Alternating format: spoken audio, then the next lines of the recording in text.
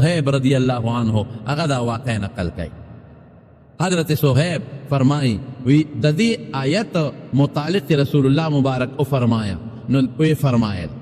ولی ما درته مخکې وی چې مسلم شریف کې دا واقع شته، مستد د احمد کې، ترمذی او نسائی کې شته.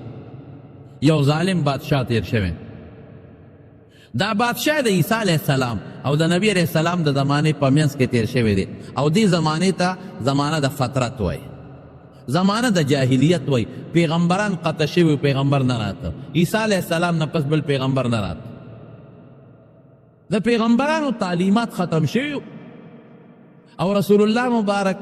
چې د آخر زمانې پیغمبر دی د هغه انتظار کېده. لکه اوس چې موږ څنګه انتظار کوو چې مهدي به راځي او موږ انتظار کوو چې دجال دی ورپسې عیسی علیہ السلام به راځي، دقسې د آخر زمانې د پیغمبر انتظار کېده. نو چې پیغمبر نی او د پیغمبر تعلیمات ختم شي نو جهالت راځي، نو دې ته دور د جاهلیت وای.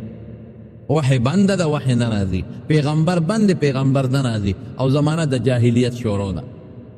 نو یو بادشاہ دی، د هغې بادشاہ سره یو جادوګر او کاهن او دا چې کوم بادشاہ دی د دې بادشاہ خپل نوم خو جدا دی خو په زونواس یوسف مشهور دی. زونواس دا دې بادشاہ په مشهور یوسف زونواس او دته به تبع وي ځکه چې دا د یمن په بادشاهانو کې د یمن بادشاهانو ته به دوی تبع وي، د هر بادشاه لقب به تبع او د خپل نوم زرعه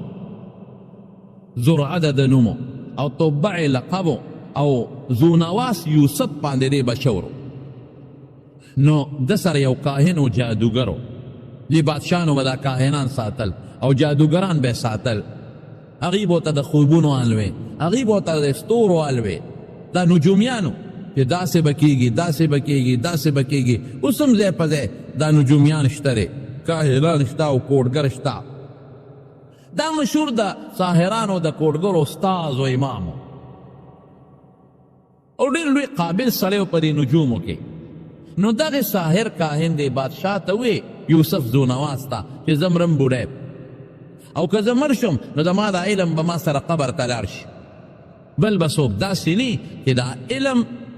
هغوی بیا پیدا کړي. دا ګورې حضور پاک حضرت صہیب رومي ته دا واقع ذکر کوي، د نبی علیہ السلام خپله مبارکه واقع ده. نو چې زه مړ شم دا جادوګر وایي دا علم به سره قبر ته لاړ شي، بل به څوک هم نه چې هغه دا علم بیا خلکو ته وښیي او یې زده کړي. نو یو هلک ماله وګوره چې زه هغه ته د خپل علم وښیم، که زه سبا مړ شمه نو چې تا سره زما دا علم پروت دی. خو هلک به داسې ګوره چې هغه کې دوه صفته یو به د هوښیاري قابل به او دویم به د ښه نسب سره تعلق لري، شریف النسب کې د بهتر نسب سره تعلق لري. نو چې داسې هلک چې هوښیار او قابل چې دا علم ورته وښیم چې دا زده کړی شي او چې د ښه نسب سره تعلق وي نو د ښه نسب والا خلکو خلک قدر او عزت کوي، احترام کوي، نو د ده به بیا د دې علم پوره ترویج به وشي. یو عام غریب کور کې یو هلک علم وکړي او د یو عالم په کور کې یو سړی علم وکړي، د دواړو منځ کې د خلک په حقیقت دی خو خدای ته چې څوک نږدې دی هغه وي، لیکن خلک بیا د هغه زیات قدر کوي. بادشاه دا خبره خوښه شوه او یو خپل خانداني هلک ډېر هوښیار او قابل هغه یې وله منتخب کړ چې دا هلک هوښیار هم دی، قابل هم دی او زمونږ خانداني دی، د ښه نسب سره هم تعلق لري. نو ورته ویې بچې ته ځه د جادوګر له، د راهب له، د نجومي له او دا علم ته زده کړه. دا هلک به ته هغه نجومي راهب له، نجومي کاهن له، جادوګر کوډګر له او څه یې دې زده کول. دی به روزانه سهار ته مازدیګر مثلا راته به په دې لاره کې یو عیسایي راهب و د هغه عبادت خانه وه. چې د هلک په دې لاره ځي د دغه عیسایي راهب د عبادت خانې ولیده نو هر ناشنا شي سړي له خوند ورکوي. د هلکه دا جونګړه کې څوک اوسېږي نو دې ورننوه چې ورغی هغې کې یو بوډا سپین ږیری سړی ناست دی او د الله عبادت کوي. دغه بوډا عیسایي دی، د عیسایانو راهب دی خو سوچه مسلمان دی. هغه عیسایي نه دی چې عیسی علیه السلام ته خدای وایي یا د خدای زوی ورته وایي، اوس عیسایانو کې اوس هم راهبان شته خو اوسني راهبان په سمه لار نه دي دا ګمراهان دي ولې ځکه عیسی علیه السلام ته څوک دریم خدای وایي څوک ورته د خدای زوی وایي او څوک ورته نفس خدای وایي وی خدای راغلی دی او په ده کې ننوتی دی عیاذا بالله و هغه راهب نو هغه په انجیل پوره پوه و هغه په عیسی علیه السلام باندې پوره ایمان او عیسی علیه السلام ته د خدای پیغمبر او د خدای بنده وي نو هغه سوچه مسلمان نو دا معشوم دا هلک چې د سره کېناسته نو د هغې عبادت وله خوند ورکړه نو چې اوس دې لار باندې ځي نو د اول د عیسایي مسلمان د راهب سره ناسته کوي او چې واپس راځي د هغه جادوګر نه نو بیا د سره ناسته کوي د دا شیخ خوښ شو خو هغه هم نشي پرېښودی که هغه پرېږدم نو بادشاه به وایي چې ما ته منتخب کړې په ټول رعیت او په ټول قوم کې خرچه در باندې زه کوم په تعلیم خو خرچه هم کېږي ستا مور پلار له ته ګټه کې د هغې تنخوا ستا په ځای زه ورکوم او راهب او پادري مې مجبور کړی چې تا ته دین او علم وښیي خپل نو ته پکې نخرې کې نو بادشاه نه هم یارېده خو چې دی به کله بادشاه ته خاندان ته راته نو هم به لیټ راته ځکه لار کې به هغه عیسایي پادري سره یې وخت اخېسته او که هغه خپل جادوګر استاد له به ته نو هم به لیټ ته نو دلته به ورته دې غوسه شو ته ولې لیټ راځې هلته به ورته هغه غوسه شو چې ولې لیټ راځې نو ده د دې عیسایي راهب سره مشوره وکړه چې کاکاجي زما خو باباجي ستا دا شی ډېر خوښ دی او ستا دا دین مې هم خوښ دی خو چې تا سره ایسارېږم تا نه زده کړه کومه نو چې کور ته ځم نو هلته راته بادشاه قاري او چې پادري له هغه جادوګر له ځم نو هلته هغه قاري کې ناوخته دی کړې نو ده ورته ښې وی بل څه خو نه کېږي یو خو بهانه به درته وښیم چې کله جادوګر له ورشې او درته وایي لیټ رالې وی کور کې لیټ شوم او چې کله بادشاه له واپس لاړ شي او هغه وی لیټ راشي نو ورته جادوګر سره لیټ شو بل ښه علاج پرې نه کېږي نو دې هلک به دا چل ولکاو دلته دین زده کوي هلته جادو زده کوي دلته ایمان زده کوي هلته نجوم زده کوي دلته د انجیل او د خدای علم زده کوي مسلماني زده کوي مونږ ورته مسلماني خو زمونږ د دین نوم دی خو بهر کې دلته مسلماني زده کوي او هلته جادوګري زده کوي شش و پنج کې د دې غریب هم نو یو ځل په لاره را روانو او په لاره یو لوی حیوان دی ځنګلي او لاره یې بنده کړې شرمخ دی زمری دی هر څه شی چې دی خو نبی علیه السلام مبارک ورته یو دابه یو حیوان ویلی یو داسې حیوان دی چې ټوله لاره یې بنده کړې خلق هلته م ولاړ دی او دلته م ولاړ دی او شارع عام کې دی نه څوک په داسې ورتلی شي یېرېږي او نه څوک په هغې راتلی شي او غزار هم پې نشي کولی غزار کې خو در پسې حمله کوي چې دا هلک راغی ویې کتل دی خو هم جلوس دی خو هم جلوس د دنیا خلق دی هلکه داسې چل دی دا جي ځنګلي څه شی راغلی دی او په دې لار کې هم لاس دی نو ځان له قول هم نشو کړه قو راباندې حمله نه کړي هغه خلک هم غزار نشي کولی که غزار کې په حمله نه کړي او په غزار به څنګه وکړي په کاڼې خو شی نه وجلېږي غزار خو به کاڼې ولي که نه نو په کاڼې به ولګي نو زخمي به هم نشي در باندې به راغر وي بیا به څه کوي لوی مصیبت دی دې هلک وی راشه مقراله زم په شچ و پنج کې ما چې دا ملا صاحب په حقه دی د عیسایي او که هغه جادوګر په حقه دی ظاهر کې خو راته دا شی ښه ښکاري جادوګر خو مشرک دی کافر دی اخو یو خدای نه مني وی دې خوا شه خلک اخوا شو چې خلک اخوا شو نو دې هلک دا کاڼی راواغېست او چې کاڼی اوچت که وی بسم الله او په دې زړه کې څه وایي یا الله که دا راهب په حقی که نه دا عیسایي دا ملا صاحب که دا په حقی نو خدایا په دې کاڼي دا شی چې ولګي او مړ شي او که دې په حق نه او هغه جادوګر په حقی نو بیا په خدای مه وجه اوس به پته ولګي چې کوم یو په حقه دی نو دې چې کاڼی څنګه اوچت که الله که دا پادري په حقی که نه دا راهب نو دا شی مړ کې چې کاڼی اوچت که کاڼی شغال که پر تس باندې هغه حیوان په دا سر ولګېده او لتې وټکولې او مردار شو اوس په کاڼي په سر لګېدل هم ګرانه خبره لرې ځای نه وړي نږدې خو نه دی ورسره او بیا د هغه مړه کېدل هم څه وړه خبره نه ده خو بس الله پاک دا کاڼې د هغه زمري دپاره داسې کړي لکه چې په ټوپک یې یو سل ډزولې او بس ساتې وښي پر زمرو خلق په ټوپک هم ډزې کوي او مري نه راغورځېږي نه دې کې دومره وازګې مازګې وي هغه لاته وټکولې او بس مړ شو او ټولو خلکو ته لار ازاده شوه او خلکو خو دې نه نه دي خبر چې دا هلک د دې ملا صاحب نه څه دین زده کړی انجیل شریف یې زده کړی د مسلمانۍ زده کړې ده نو خلکو چغې کړې غلام جادو زده کړی دی هلک هلک جادو زده کړی خلک وایي دا بادشاه جادوګر له لېږلی دی هلکه کمال وشو جادو یې زده کړه او څه ناسته کار یې وکړ وګوره که نه جادو وګوره که نه نجوم وګوره کهانت که نه هلک دی او لږې ورځې لاړ او بیا دې دونه شی زده کړه چې دا د ټولو خلکو ته یې لار وکړه په یو ټس باندې هغه لوی شرمخه او هغه لوی شی هغه مړ کړه نو خبره رو خورېدې دې غریب خو غږ نه کوي چې شی الله وړی دی شی الله وړی دی دا جادو نه دی وجلی دا نجوم نه دی وجلی دا خو زما رب مړ که الله اکبر او کوم رب مې مړ که هغه رب چې هغه په لاره کې هغه پادري د کوم رګ عبادت کوي دا خو هغه مړ که خو غږ نه کوي که ویم نو جنجال جوړېږي واقعات داسې وشو واقعات چې خلکو وې څه شی زده کړي دي نو چې نن سبا هم چاته پته ولګي چې ده څه زده کړي دي نو بیا د دنیا ورپسې راماتې څوک یې ما دمه چوه څوک یې سخت کوه څوک یې تعویض کوه دا یو جنجال جوړ شي دنیا را خطا ده او څوک وایي برګي مرض مې دی هله ما باندې دم واچوه څه خو دې زده کړي ما له علاج وکړه هلته بل راځي د هغه سترګې لندې دي په ما دم واچو چې خدای مې جوړ کړي هلته بل را خطا دی زه خوشحال یم په ما دم واچو چې خدای مې جوړ کړي ما له څه علاج وکړه هلته بل را خطا دی زما خو د جوزام بیماري ده هډوکي مې رجېږي د کونډو درد مې دی د خلاص پښو درد مې دی هله شا به ما له علاج کوه دا هلکه هغې راهب سره هغه چې کومې اصل استاد د پادري سره میلو شو وی دغه واقعات وشو او ورته وي بچې وی زما نه اوچت شوی ښه کله شاګرد د استاد نه اوچت شي کله مرید په مرتبه کې د پیر نه اوچت شي خواري وکړي محنت وکړي بچې ما نه اوچت شوی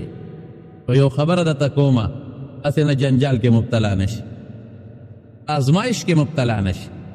نو که په ازمایش او جنجال کې کله مبتلا شوې د خدای خاطر وکړه مونږ ونښی ګیرېږي به بیا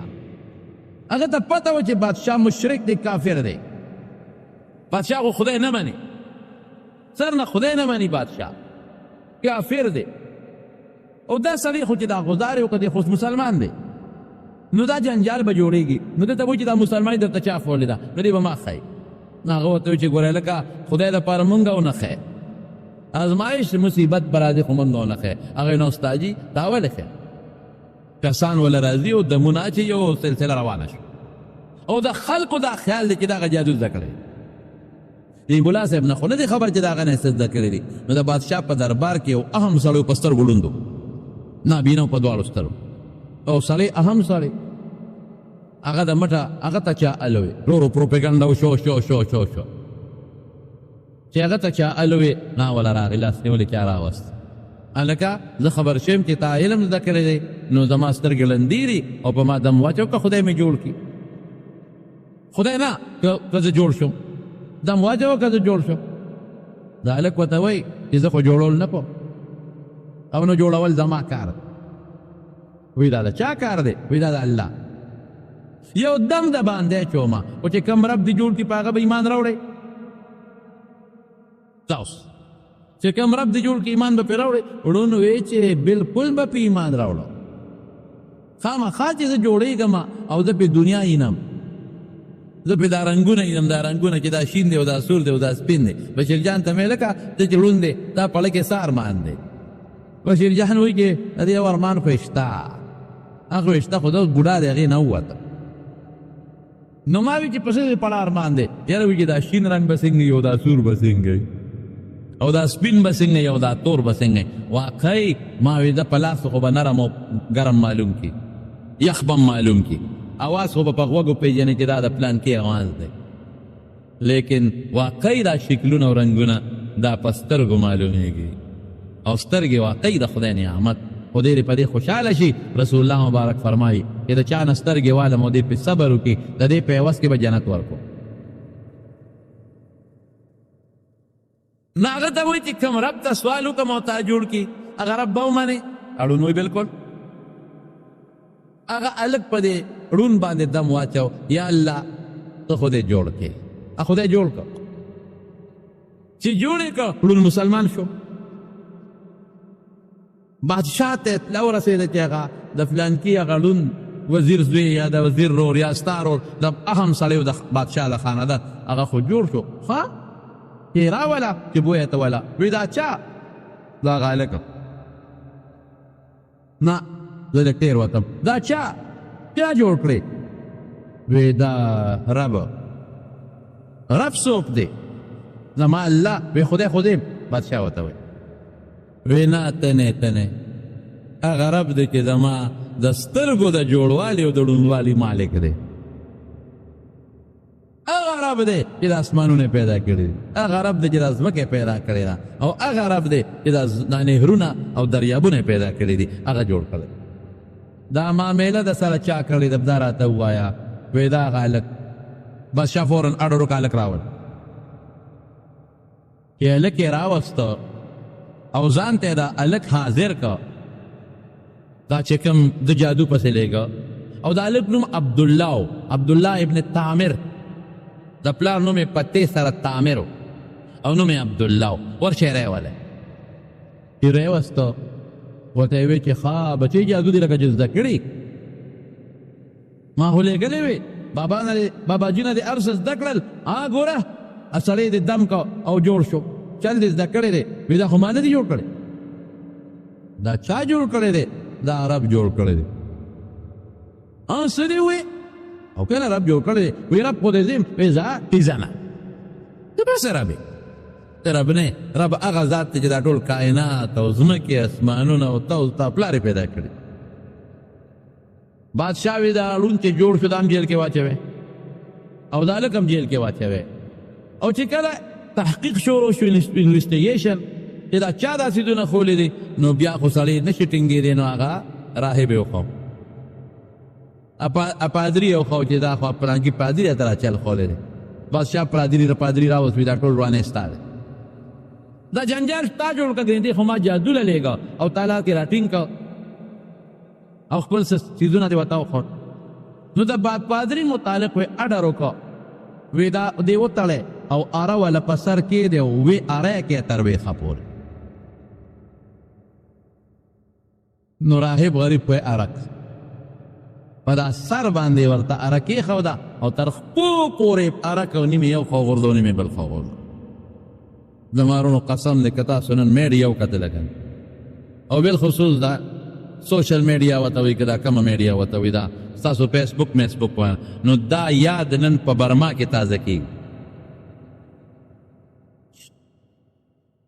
دا یاد نن برما کې تازه کېږي چې ما واورېدل چې ګاډي پورې ولې یو خپو تړي او بله نو په دا میندې نیم کي او ټیکټر یې پې د پاسه ګردۍ وې تړي د پاسه پې ګردۍ او پارو باندې یې رکوي او هغه تکلیفونه مسلمان ته نن هلته میلاویږي چې انسان په حیثیت د انسان د هغې برداشت هم نشي کولی مسلمان خو لرې لویه خبره نو راهب یې راوست هغه له خو یې په سر باندې اره کېښوده هغه یې په میند دوه ځایه او دې هلک ته یې وی عبدالله ابن تعمر ته وی تا هم نه پرېږدم خو تا سره یو بل چل کومه تا د غره رارغړومه چې سم دې ډکرې کړم او لاندې د غر په ویښ کې به پروت دی چې دا مارغان دې دا غوښې وخوري نو پولیس پوج لی ورکوي دی بوځې پلان کې غر ته او چې د غر څوکې ته وخېجوې نو دې کور کې لاس پې ولو تړی او راویر غړوي چې ښې دا وجود ټوټې شي او دا کاڼي دا سر او دا مخ ښه وډبئ او لاندې دې ویښ نه راشي او په دا ویښ کې زخمي پروتي ټوټې او دا مارغان چې دا غوښې وتښتې دې څنګه به راوخېجو د غر سر ته نو ګوره ژوند او مرګ په مونږ وایو چې د چا په لاس کې دی د چا الله لاس کې الله په دې غر یو زلزله راوست او داسې جړق پې راغی په غر باندې چې دا هلک په کوم تیږه ولاړو هغه ځای نه منړقېده او چې هغه کوم پوج او پولیس په کومو کاڼو ولاړو هغه ټول لاندې وښویدل او ټول غر چې دی بچ پاتې شو یو واپس راغی بادشاه وی څه چلو شو دا چلو شو ښه دا اوس به پته ولګي دا خو یو اتفاقي زلزله وه ته بچ شوې مړه شو وی داسې وکړې دی بوځې او جمدې جاړې دریاب ته ورغورځوې دا غوښې مرغان وخوري پولیس ته یې ورکړه او په کښتۍ کې یې کښېنه چې خره دریاب منځ ته شي دې رونخېږي غاړې ته نو ورشغالې کې چې دریاب منځ ته شو الله پاک ټوټې ټوټې کړه کښتۍ او چې څومره کښتۍ غرقه شوه چې کوم پوج پولیس په سر ور ټول دریاب ته پرېوتل مړه شو او دې په یو تخته خدای بچ کړه او غاړې ته یې راوست الله مدد کوي دا ګورې منګړت قصه نه ده ما مخکې حواله درکړه رسول الله مبارک فرمایي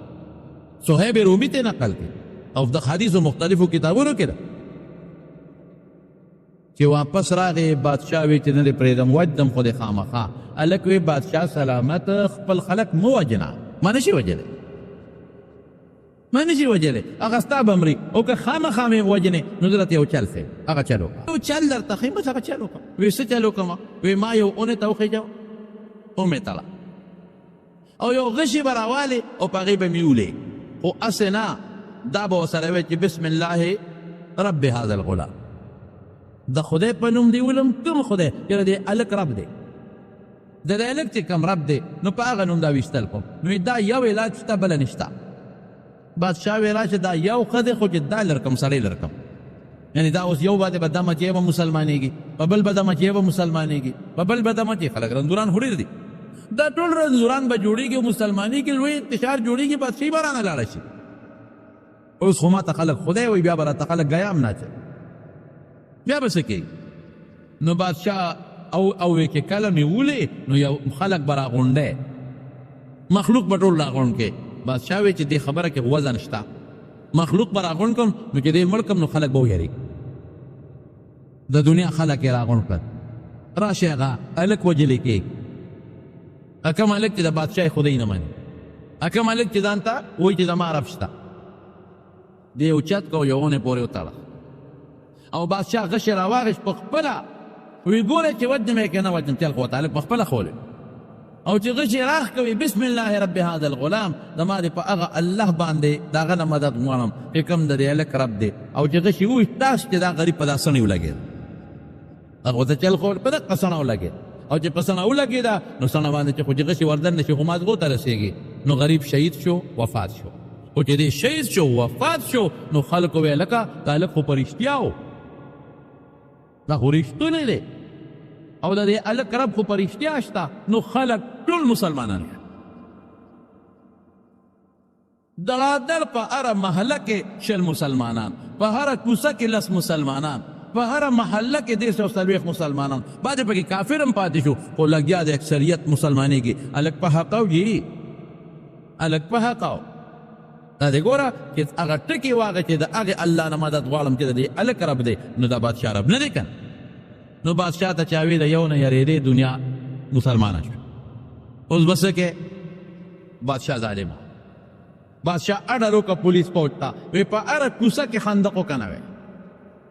په هره محله کې خندق وکنوئ نو خندقونه یې وکنول او چې دا کم مسلمانان دي او د دې غلام د دې هلک رب مني نو ورته ووایه که واپس خپل دین ته راځي او دا نوي دین پرېږدي خو مې وجنې او که نه پرېږدي نو اور بل کې په دې خندقونو کې او دا هلکان پکې ورغورځه دا مسلمانان پکې ورغورځه اور یې بل که اور خندقونه یې وکنول او خشاک یې پکې واچو او ښه مضبوط اورونه یې پکې بند کړل ښه مضبوطه او دغه مسلمانان یو یو به یې راغېسته او په اور کې به یې غورځاو 60,000 مسلمانان یې شهیدان کړل دا د یمن د نجران علاقه وه نجران اوس سعودي حکومت کې دی د نجران نه پورې غاړه یمن دی خو هغه زمانه کې دا نجران دا د یمن حصه وه د یمن د نجران حصه وه نو 60,000 کسان دا یې غریبانان شهیدان کړل او چې کوم د ده په دین باندې نو د ده په دینو د بادشاه هغه یې پرېښوده یو کس پکې و دوسي نومو دوس هغه وتښتېد مسلمان و خو وتښتېد باقي یو مسلمان پرې نه ښود ټول شهیدان شو یو کس پکې و دوس او وتښتېد شام ته مسلمان نو قیصر روم هغه سره ملاقات وکړ او ورته یې ویل چې دقسې هغه څه عیسایي و قیصر روم په دغه وخت کې څه عیسایي و ورته ویل چې دغسې هغه کم خلکو رب منه الله منه نو هغه خو هغه ذونواس بادشاه مړه کړل ټوله نو هغه وخت کې هغه سوچه مسلمانان لکه سوچه عیسایان به ورته ووایو سوچه عیسایانو او قیصر روم هم عیسایو نو قیصر روم پې برهم شو هغه وی ښه زما د دین خلک ولې شل زره مړه شو نو د حبشې بادشاه نجاشي به ورته وی هغه ته خط ولېږه وی فټافټ په نجران باندې حمله وکړه او دغه بادشاه سره د کافرانو مردار کا ختم نو نجاشي بادشاه لاړ هغه ورباندې حمله وکړه چې حمله وکړه نو چې څومره هغه یوسف ذونواس بادشاه کافر هغه او د هغه چې څومره قوم ټول یې مردار کړل ټول ختم او دا بادشاه دې په کشته کې وتښتېده دې دریاب کې کشته کې کېناست وتښتېد چې وتښتېد الله هغه په هغه کشته پې الوړې کړه په هغه اوبو کې خدای هغه غرق کړه زما وروڼو مسلمانان خو ظاهر کې ما وختي درته خبره وکړله چې خلک وایي لکه مسلمانان غرق شو خلک وایي د برما مسلمانان غرق شو تباه شو یاره موږ وایو ټیک ده ظلم ورسره وشو زیاتې ورسره وشو خو په حقیقت کې چې یو مسلمان یو کافر د لاسه مړ شي نو دی چا له دي الله له او چا له دي خدای له دي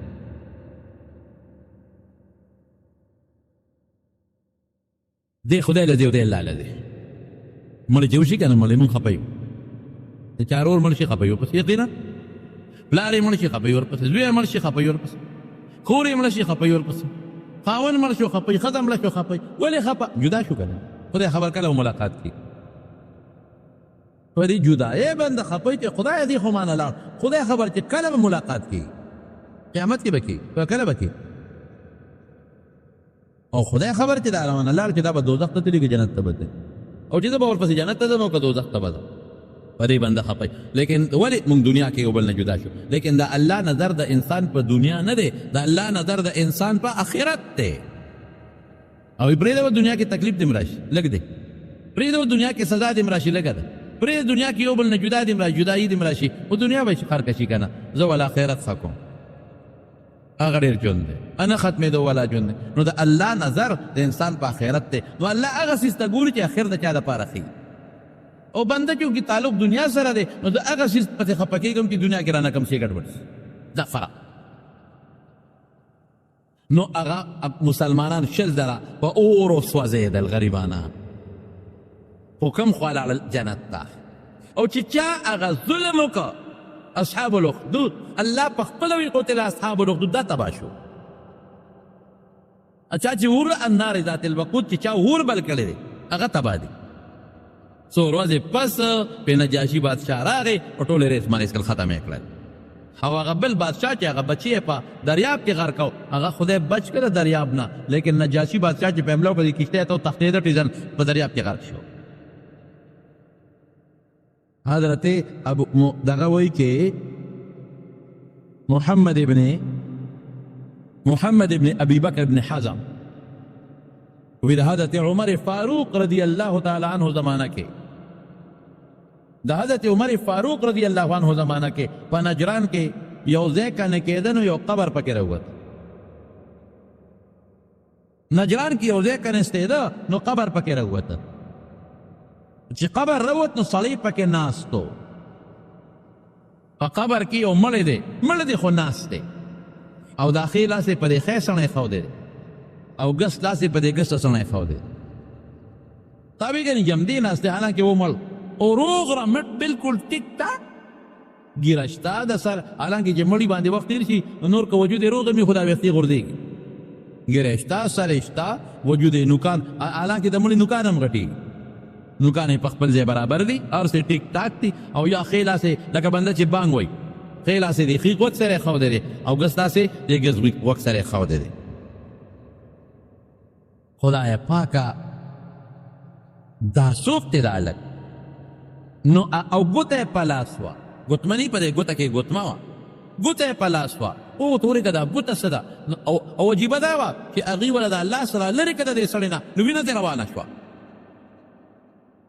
او چې دا بل لاس یې وله بل طرف نه لرې کړه نو وینه ترې روانه شوه نو رښتیا ووایې که د ډاکټر مخکې دا خبره وکړه یو کافر ډاکټر مسلمان ډاکټر مخکې نه به چې دروغ وی مړي نه وینه کوم ځای دي انسان خو چې مړ شو خو وینه ختمه جمود پکې را ختم شو مړي نه به څنګه وینه دي نو مړي په قبر کې دا خبرې ولې کوي دا نکیر منکر ته جواب ولې ورکوي او رب العالمین فرمایي چې په قبر کې دا جنت ولې ویني دوزخ هم ویني هغه جدا د مرګ نه پس جدا حالات دي هغه کې زموږ عقل او دماغ کار نه کوي هغه حالاتو سره موږ نه یو مخ شوي موږ دنیا سره مخ یو نو چې کوم چې د دنیا د حالاتو نه لږ لرې په نظر راځي نو مسلمان خو مني خو د خدای رسول وینا مسلمان مني او کافر نه مني نو چې ښی لاس به هم ترې لرې کړ نو وینه به روانه شوه او چې ګس لاس به ترې لرې شو نو وینه او یې درته خپله وي باباجي زموږ د خدای پاک وبخي شهزاده مولوي صاحب هغه راته وی په درس کې وی در دې یو مقبره یاد کړه وی ما درس کو دلته پیرانو په جومات کې او یو سړی راغی وی ما ته وی چې اله مولوي صاحب راشه مونږ مړی شوی دی او قبر کنو بل مړی پکې راووته او روغ رامټ سالم پروت دی یهروي مونږ ما طالبان هم را سره مونږ چې راشه تماشه به وکړو وی لاړو ول مقبرې له وی چې مقبرې له څنګه لاړو نو وی مړی په قبر کې کفن کې سالم پروت او داسې مړی نو چې چا پیژنده خدای خبر څوک و وی چې مړي ته هغوی ما ته وی چې راشه په خېټه خنجر پروت دی دا واوره ښه دا د بعد د نیکه د خولې خبره ما ته اورېدلې په خېټه خنجر پروت دی وی چې وکتل دوه مخي د چاړه په خوا به خلکو دا ټوپکې تماچې هغه زمانه کې نه وې او کبھی به هم نه چې ته پوج پولیس سره به وي عامو خلکو سره نه وي چړې به وي خلکو سره خنجر به و خلکو سره دوه مخي د چاړه په هغې به مرګونه کول پر خېټه خنجر پروت و وی چې په خېټه خنجر پروت و باباجي خبره ده یو سړی یاد کو اسنودین کاکا څوک و زما نه پېژنه څوک به و نو اسنودین کاکا وی اسنودین کاکا ور ټوپ کړلې او هغه چاړې ته راوویسته چې چاړې راوویسته وی وینه ترې روانه شوه وی دا ما په خپلو سترګو لیدلي باقاعده ترې وینه روانه شوه په دین کاکا و د خدای دې وبخښي د قاسم خیل و د کندي محمد سید جی صاحب و د بدر خیل و د کندي دا دواړه ګوان په دا موقع ناست اوس دواړه مړه دي خدای دې وبخښي دا وی ګوان دي دا مخامخ ناست دي وی دا ګوان دي وی دمه وی وینه ترې روانه شوه اوس وینه بنده وینه نه بندېږي وینه بنده وینه نه بندېږي نو باباجي زمونږ وی ما اوس نودین کاکا ته وی چې ته راکړه دا چاړې راکړه چې واپس هم وله خېټه کې کېښوده وینه بنده شوه او دا ځکه د چاړې سره ښخ کړی دی دی د چاړې سره ځکه ښخ کړی دی چې دا وینه تې دي نو مړي نه وینه تلل نو دی وی محمد ابن ابي بکر ابن حزم وی چې نجران فتح شو او موږ خبر کو دغه هلک پکې راووت ناست دی چې ښې لاس د غوږ نه لرګو نو وینه تې بهېږي چې ګس لاس لرګو نو وینه تې بهېږي نو بیا حضرت عمر فاروق ته ورسېده هغه وی لاسونه ورته مه لرکوئ په هغه زخه به لاس پروت و لاسونه ور واپس په زخمونو باندې کېدې چې ګوتې ته مو کتل ګوتې ته نو په ګوته د پاسه یې لیکلو ربي الله رب زما الله دی ربي الله رب مې الله دی نو حضرت عمر فاروق رضی الله عنه وی دا هغه هلک دی عبدالله ابن تامر دا هغه هلک دی عبدالله ابن تامر چې کوم هغه بادشاه ته وی کې بسم الله رب الغلام ووایه مولا نو اله به مرم ګرې نه مرم دا هغه هلک دی نو اصحاب الاخدود چې کنده اویسته او اور یې پکې بل کړ یو واقعه دا ده حضرت صہیب رضی اللہ عنہ د نبی کریم صلی اللہ علیہ وسلم نه نقل کوي او یو دویمه واقعه هم د دې متعلق ده دویمه څه ده هغه دا چې حضرت علی رضی اللہ عنہ فرمایي وی د فارس په علاقه کې یو بادشاه تیر شوی دی او د هغې بادشاه قانون ده چې خپلې خور سره مور سره لور سره نکاح جایز ده یا قانون اوس هم دا مجوسیان دا کارونه کوي فارس کې مجوسیت تیر شوی دی نو خلکو به خویندو سره هم نکاحګانې کوله مور سره به هم نکاح کوله پلار به مړ شو لور سره به هم نکاح کوله خوارزی سره به هم نکاح کوله رویرې سره به هم نکاح کوله دا پابندي نه وه خو چې کومه جنۍ د خوښې نکاح ورسره کوه نو بعضې کسان مسلمانانو هغوی وایي چې نه دا خو ناروا دي دا خو حرام دي دا څه کې نو دې بادشاه هم دغه چلو که چې د کندې وکنستلې او اور یې پکې بل که او هغه مسلمانان یې پکې وغورځول لیکن دا وروس الله د مسلمان امداد کوي چې کوم مسلمان به راغشته او غورځو به نو د غورځولو نه مخکې به الله د هغه نه په دې لاره کې څه وویسته او الله په اسانه به ترې څه وویسته نو ورته به مړ وربی یعنو د اور تکلیف ورته میلاو نشي الله خو کوي د امداد نو حضرت ابو موسی اشعری رضی الله عنه چې کله لاړ او اصفهان یې فتح کړ دغه علاقه فتح کړه او د دغې علاقې چې کوم فتح کړه د علاقه په ده باندې خدای یو بادشاه بیا مسلط که مقرر یې کړه د هغه نوم حارث ابن مزاز و حارث ابن مزاز دا یو مسلمان بادشاه په خدای را مسلط کو او دغه ظالم بادشاه سره د قوم نه نیست و نابود کو هغه د مسلمانانو د هغه ظلم سزا ولا خدای په دنیا کې ورکړه حارث ابن مزاز د هغه نوم نو ابو موسی اشعری رضی الله عنه د پیغمبر هم صحابي دی چې هغه کله اصفهان فتح کړ یو دیوالو لږ غوندې و باقي پرېوتی و نو خلک وایي چې دا دیوال لاله وه نو چې دیوال یې وو نو بیا به را پرېوته هلکه دا مضبوط دی که نه ولې پرېوځي نو چې دیوال بیا وو نو بیا به را پرېوته نو چا ورته وی صاحب په دې دیوال مونږ وسې کړي دي دا غورځېږي داسې معلومیږي لکه د دیوال لاندې څوک نیک سړی د هغه قبر دی څوک نیک سړی دی قبر دی نو ابو موسی شریم حیران شو چې راشه یو ناشنا خبره ده فوج را سره د خلک ستا وی وکنه وی دا دی چې وی کنه نو یو قبر پکې راووت قبر کې یو سړی ولاړ دی مړ دی ولاړ دی او لاس کې توره ده ډړی والې دقسې ډړی والې ده لکه بوت غوندې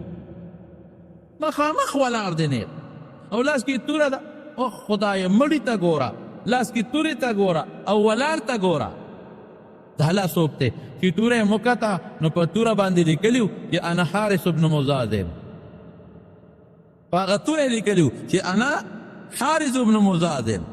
کوم حارث ابن مزاز چې د اصحاب الاخدود نه مې د مسلمانانو انتقام اخیستی دی چا چې مسلمانان د اور په کندو کې سوځولی دي هغه انتقام د مسلمان ما اخیستی زه حارث ابن مزاز یم په توره یې لیکلي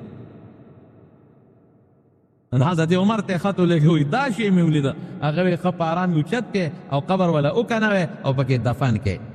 توره ورسره دفن کې نو بیا اوچت که قبر یې ولا وکنو او په هغې کې دفن کړه زمارونو زما د دې خبرې خلاصه څه ده ادا چې مسلمانانو باندې ځای په دې تکالیف راځي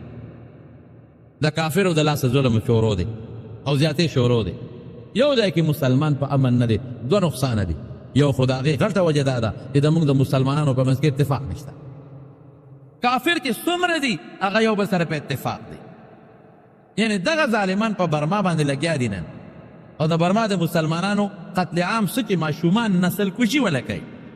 او ختم یې کړل لیکن کافر ورسره خپل ولاړ دي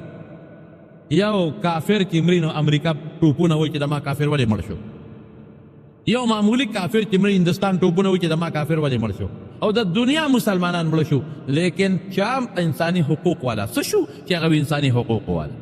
نه انساني حقوق والا را پاسېدل نه اقوام متحده پې غوبل جوړ کړ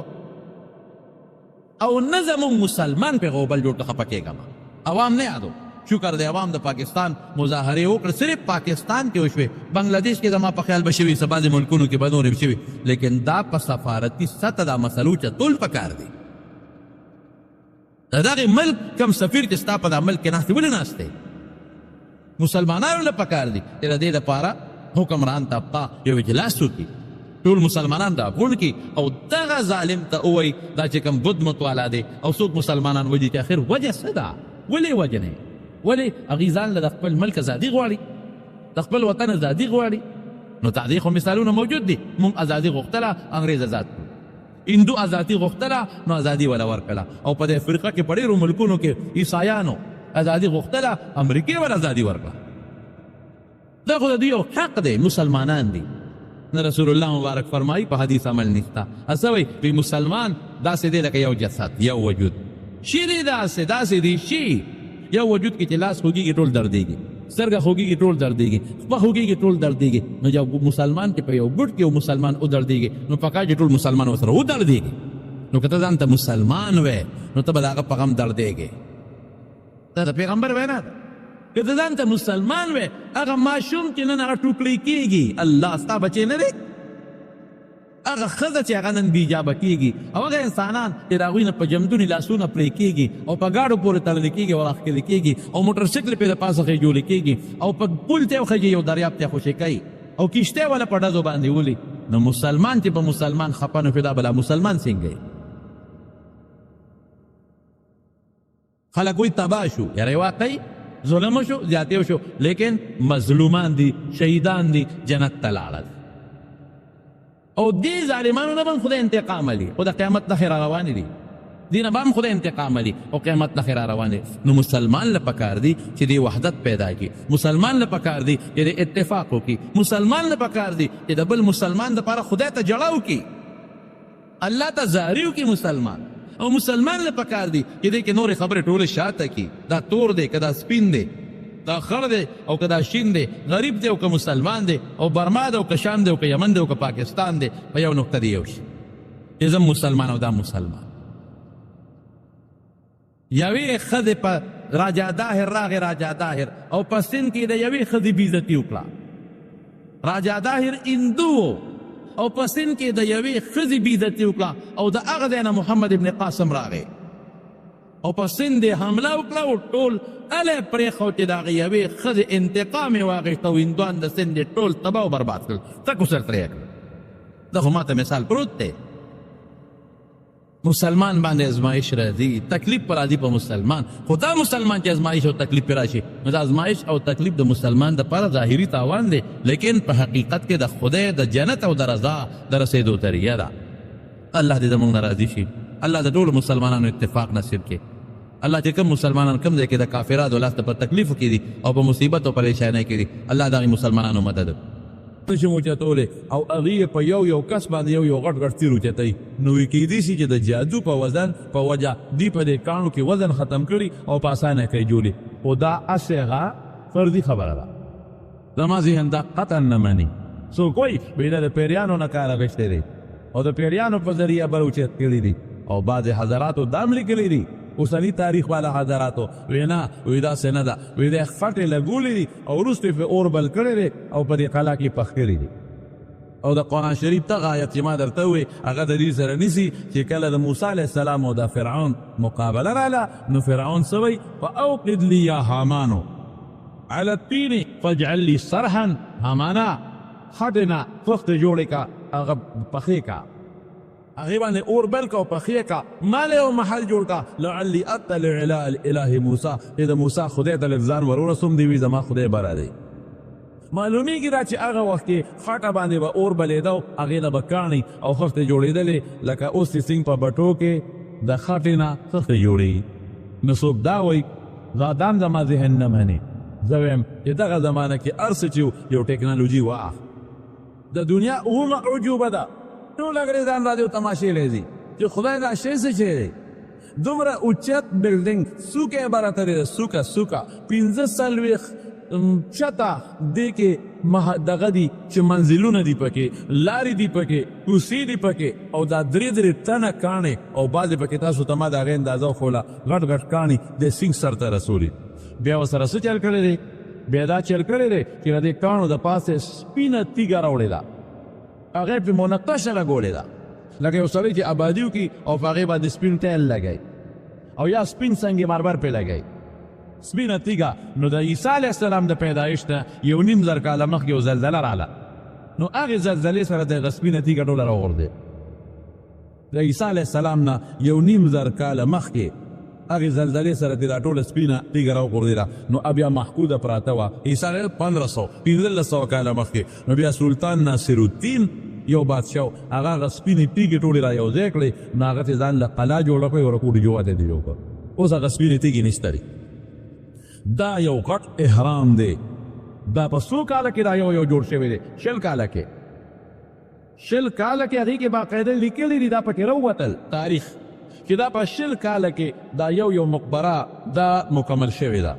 20 کاله کې او حضرت 20 کالو کې دا مکمل شوه او په دې کې څونه مزدورانو کار کړی دی چې دا جوړولی دي مزدورانو په دې کې 2 لکه مزدورانو کار کړی 2 لکه او شپه ورځې پکې کار کړی ما خو تاسو ته وایي چې مزدور نه به داسې کار اخیسته لکه دې زمانه کې چې سړی د خر نه کار اخلي معمولي نوری ډوډۍ به یې وله ورکړه او که مزدور وای نه جوړ شم زه روکېږه وای مړ شوم روټۍ هلته دریاب ته ور غورځوه پروا به پرې نه ساتله بس معمولي روټۍ به یې پرې خوړه دا به نو چې ورېږه مزدورانو له ډوډۍ ورکوه پیسې تنخوا وله ورکوه لږه ډوډۍ به یې پرې خوړه ماشومانو به هم پکې کار کوو ښځو به هم پکې کار کوو جنکو به هم پکې کار کوو بوډاګانو به هم کار کوو خپل ځان سره نو 2 لکه د دې مزدورانو په دې کې 20 کاله خدمت کړی دی نو دا احرام ترېنه جوړ شوی دی اوس زما وروڼو یوه خبره درته بله وکړم دې زمانې والا ساینسدانان څه وایي وایي که اوس داسې احرام څوک جوړوي ممکنه نه ده چې څوک یې جوړ کړي دومره تیږې دونه اوږد کریم نشته چې دا تیږې پرې بره وخېږي دونه غټې غټې او که اوس دې زمانه کې یو احرام څوک جوړوي نو موجوده دور کې به په دې باندې 15 اربه ډالر خرچه راشي 15 اربه ډالره خرچه وپرې راشي 15 اربه ډالره دا په دې یو باندې خرچه راځي اوس د دې احراماتو مقصد د دوی څوک ظاهر کې خدا مقبره و بالکل په دې کې دا بادشاهان ښخ شوي لیکن دا د دې پناهګاه وه زلزله راشي دشمن راشي نو دې کې موږ محفوظ پراته یو پناهګاه هم وه او دا د دوی یو شاهي دربار هم و چې دې ته به دوی بار څوک نه پرېښودل د دوی به پکې صرف سملاستېدل اوده کېدل به پکې او کل جون به پکې تېر او بار به ترې راوتېدل رعیت ته ردې ته داخلېدلو هېڅ قسم اجازت نه او درېیم څه دا د دې د زندګۍ د تېرېدو یو اهم شی و هغه په داسې انداز جوړ کړی دی چې که اوس دې پکې سیب کېښود سیب یو سیب دې پکې کېښودو نو ساینسدانان وایي دا به 1000 کاله پروت وي خو دا به ستا نه شي خراب به نه شي هغې کې په داسې طریقه جوړه کړې ده چې د نور د رڼا دا په یو خاص تکنیک نور نه ښکاري لاندې نور دا شعاع چې موږ ورته ګرځو دا ني خو دا نور هغه چې کوم هغه د شعاع ده هغه په یو تکنیک لاندې رسېږي د شپې د سپومۍ د ستورو هغه لاندې رسېږي نو ما یو کتاب کته نو هغې کې لیکلي دي په هغه کتاب کې چې د شګاګو یونیورسټۍ یو پروفیسر و شګاګو یونیورسټۍ یو پروفیسر دی د هغه نوم دی جیمز برسنډ که برنس دی جیمز برنس د 15 ورځې هغې کې خوب وکړه وردن نه شو او پکې اوده شو وی تر څو چې د نیم راویښ شوی ما به نه پاسوی 15 ورځې مسلسل دی پکې اوده او چې راپاسېده نو په وجود باندې هېڅ قسمه د خوب یا د بېهوشۍ یا د بیمارۍ یا د سترې ورته چې راپاسې خامخا وجود کې فرق وي یا د لوږې یا د تندې یا د متیازو یا د غلو هېڅ قسمه دسه ضرورت محسوس نه کړو 15 ورځې دا پروفیسر ودرې 15 ورځې او چې راپاسېده 15 سړي او دس پاتې نه رکوټ یې نه ورځي لوی نه ورځي ورته خولت یې نه بیږي ستړي کېږي نه په ډډه نه وړي 15 ورځې پس عام خلکو وړقاو چې بس یې کله خدای بنده راویښ شه وی ولې تاسو زه ویښ کړم ما کتل چې زه به څومره پورې ودیم چې راویښ شو ته وایې ګنې 15 منټه مخکې وده شوې نه د سماتي د غټ نه د رکوټي نه ستړې نه لوږه نه تند 15 ورځې کې سړی څونه کېږي دا د شګاګو یونیورسټۍ په 1935 کې 1915 کې او دا ولې موجوده ساینسدانان وایي وی دی کې یو قسم انرژي ده یو کاسمیک ورته وایي یو کاسمیک یو انرژي یو طاقت په دې کې دننه پروت دی او دا یو کاسمیک انرژي ساینسدان وایي چې دا څومره سړي وجود کې دردونه راځي وی دا یو کاسمیک انرژي پکې ختمه شي سترګو نظر کمزوري کېږي یو کاسمیک انرژي پکې ختمه شي دماغ کمزوري شي دغه انرژي ختمه شي سړی بوډا کېږي وجود کې دغه طاقت ختمېږي سړی ته څه مشکلات راځي پریشانی راځي دغه طاقت ختمېږي سړی ته وسوسه راځي دغه طاقت ختمېږي سړی غوږونه کړېږي دغه طاقت ختمېږي د سړی غاښونه خرابېږي دغه طاقت ختمېږي د سړی خېټه خرابېږي دغه طاقت سړی بوډا کېږي دغه طاقت ختمېږي او دوی په دې احرام کې داسې یو تکنیک کړی دی چې دغه انرژي کې دا چې دوی ورته یو کاسمیک وایي زه خو پرې نه پوهېږم خو دا کتاب نه مې لیکلی ده درته یو کاسمیک انرژي وایي دا په هغې کې په وافر مقدار موجوده ده سړی چې ساه اخلي دغه انرژي وجود ته دننه کېږي نو دی به بوډا کېږي نه هر څو ورځې چې پکې پروت دی د وجود بدل نه کوي هر څو ورځې پکې پروت دی د سترګې نظر به نه کمزوري کېږي د غوږ طاقت به نه کمزوري کېږي بهر کې زما وروڼو دا دوی جوړ کړل ځان له یو لوی شی او عجیبه دا وه چې کوم ساینسدان د دې هغه آرکیټیک دی نقشه پیش کړه او په داسې طریقه به دا جوړو نو چې دی جوړ کړه نو ظالم بچي هغه مړ کړه ساینسدان هغه یې مړ کړه هلکه دومره قابل سړی وجنې وایي دا به سبا بل له جوړ کړي راشه سړی ختمه لیکن ساینسدان خو بچي وي ساینسدانان وي هغوی چل بیا زده کړه نو دا نور احرامات پکې جوړ شوي اوس زما وروڼو موږ وردن نه شو یو احرام ته صرف یو لاره باندې ما سره حدیث احمد نو زما را ماما دوی لیده ښه هغه هم را سره و الله دې خوشحاله کړي یو بل ملګری دی چې هغه مونږ سره راهبر و غالبا چې هغه هم را سره وردن نه شو نو مونږ چې هغه احرام ته وردن نه شو نو لاندې تلو زمکې سطح باندې دروازه وړه شانتې لاندې تلو خو هغه لار دومره وړه وه چې مونږ پکې په ټیټه تلو ودرېدې پکې نه شو نو یو ځای ته مونږ چې لاندې ویښ یو ځای ته ورسېدو نو هلته بیا نیغ شو بیا ځای اوچت و خو دې لاره کې ټیټه وه بر اوچت شو نو ښي طرف ته هم پکې یو حال مونږ ولیده ګس طرف ته هم یو حال و خو هغه ښي او ګس طرف ته حال ته څوک نه پرېښودل نو مخکې ویځې یاره زما پړه تیاره غوندې شوه هسې داسې نه چې ساسر نو ما دوی ته تاسو خو زه خو نه ځمه مخکې نه ځمه دا خو لږ بلا ده چې هغه سر ته ځمه دا څه په مصیبت د دنیا نه کټ شو ولکې مې سې وسوسه راغله چې دی روان شو زه ورپسې روان شو نو بره بیا ختېدو هغه سر ته وختو چې وختو لږ ځای کې بیا په ټیټه لاړو یو غټ حال و صرف مونږ پکې دا یو لاره ولیدله یو حال ته ورلو هغه حال څو هغه د دوی د ځای لوی حال و تقریبا یاره دونه خو به تقریبا خدای مې دې نه خطا کوي خو څه 25 فوټ په پلنو او 10 فوټه تقریبا یا 20 فوټه 25 باندې 30 تاسې تقریبا یا 25 داسې به 15 فوټه په پلنو او 10 فوټه داسې او برخه مزېدار د ګټو چت دی ورباندې نو هغې ته مونږ ورلو نو هغې کې د یو بادشاه د قبر ځای اوس یې ترې ویستي وي اوس عجیبګر کې دا بادشاهان پراته دي خو بادشاه چې به پکې ښه څه جل بیا ورسره کوو مړه تاسو باندې به زما دا خبره ټول داسې ښکاري لکه چې دوی په خوب کې لګیا دی